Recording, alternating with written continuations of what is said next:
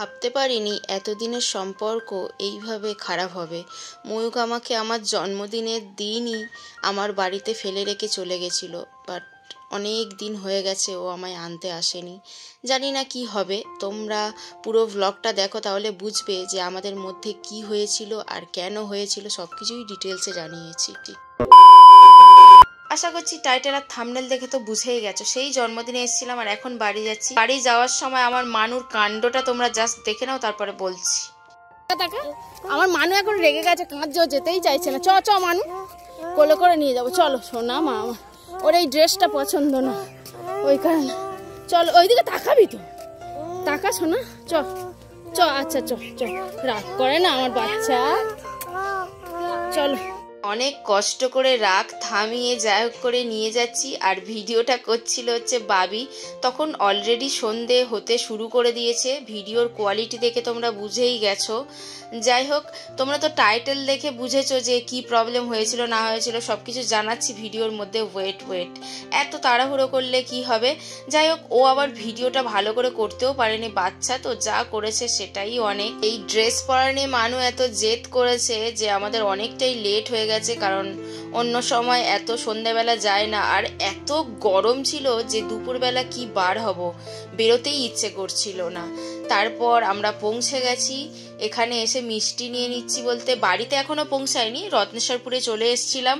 আর নন্দলালের আউটলেটটা এখানে করে বেশ ভালো করেছে। ওই যে ছানা সন্দেশ মানে গজাটা তোমাদের দেখাচ্ছি, ওটা খেতে এত ভালোবাসি বলে বোঝাতে পারবো না। আগে মিষ্টিটা নিয়ে নিই, তারপরে ছানার সন্দেশটা নিয়ে খেতে যাবো। সরি, গজা, বারবার সন্দেশ হয়ে যাচ্ছে।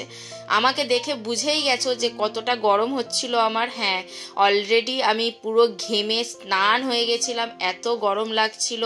তারপর দেখো আমাদের মিষ্টিটা নেওয়া হয়ে গেছিলো। আর ময়ূক হচ্ছে লাল যে ভাজা মিষ্টি হয় না, লেডিকেনি না, সরি, পান্তুয়া যেগুলো হয় ওগুলো খেতে খুব পছন্দ করে। লেডিকেনিও আমার ভালো লাগে, বেশ ছোট ছোট হয়, ওগুলোও ভালো লাগে। মানে ওই জাতীয় সব মিষ্টিই খেতে আমার খুব ভালো লাগে। তো পান্তুয়া নিয়ে নিয়েছিল ময়ূকের জন্য। তারপরে আমার জন্য আমি ছানার গজা কিনে নিয়েছি, ওটা জাস্ট টোটোতে বসে খেতে যাব। ওটা আমার খেতে বেশ ভালো লাগে।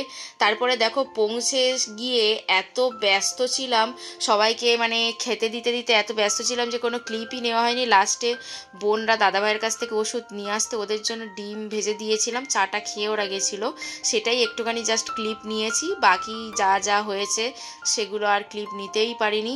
প্রথমে ঠাম্মি আর বোনকে হচ্ছে স্টেশনে ছেড়ে দিয়ে আসছে ময়ূক, দেন মা, বাবি আর কৌশানী হচ্ছে মানে মানু যাবে, কারণ একটা গাড়িতে তো সবাইয়ের আর হবে না। বাই দ্য ওয়ে, এবার তোমাদের বলি, আমার আর ময়ূকের মধ্যে তেমন কিছুই হয়নি, জাস্ট একটু মনোমালিন্য হয়েছিল, যেমন সবাইয়ের হয়ে থাকে আর কি।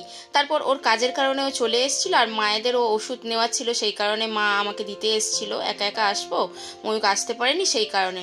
চলো আজকের মতো এই পর্যন্ত, দেখা হচ্ছে নেক্সট ব্লগে। ততক্ষণের জন্য ভালো থাকো, সুস্থ থাকো, bye, love you all guys and good night, tata.